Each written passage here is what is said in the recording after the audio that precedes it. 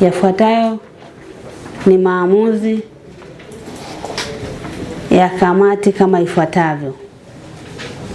Kamati haijaridhika na namna ya majibu ya hoja za ukaguzi yaliyotolewa, hususan kwenye maeneo yafuatayo: changamoto katika manunuzi kwa kuto kuzingatia sheria, mfano manunuzi ya bilioni 29.77 ambazo zilitolewa na wazabuni wasiokidhi viwango na bilioni 1.54 zilizotolewa kwa watu wasiokidhi viwango. Pili, kamati haijaridhishwa na ujenzi wa barabara chini ya kiwango wenye thamani ya shilingi milioni 523.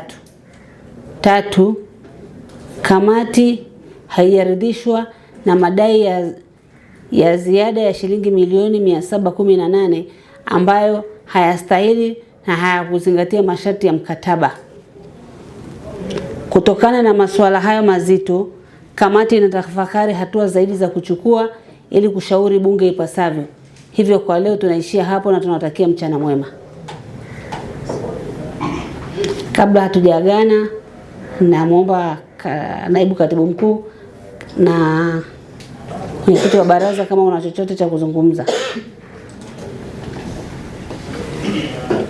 Mheshimiwa Mwenyekiti na waheshimiwa wajumbe, tunashukuru kwa kutupa nafasi ya kueleza zaidi ya kile kilichopo kwenye taarifa, na tumepokea maelekezo ambayo imeyatoa, na Mheshimiwa Mwenyekiti,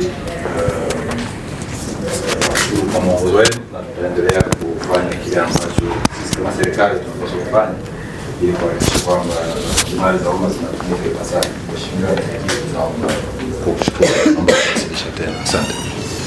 Asante mwenyekiti wa baraza. Nakushukuru mwenyekiti kwa maelekezo yaliyotoka, na tutazingatia haya maelekezo, na pia tuta tutaweka sawa masuala yetu haya way forward.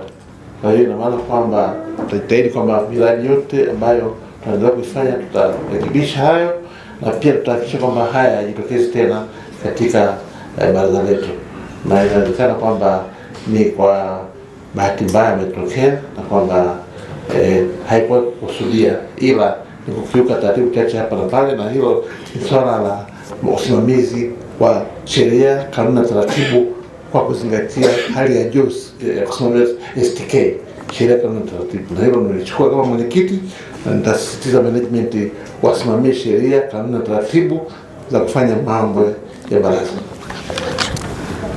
Asante, nashukuru sana kwa kufikia hapo. Ni washukuru kwa kufika, kwa kuja.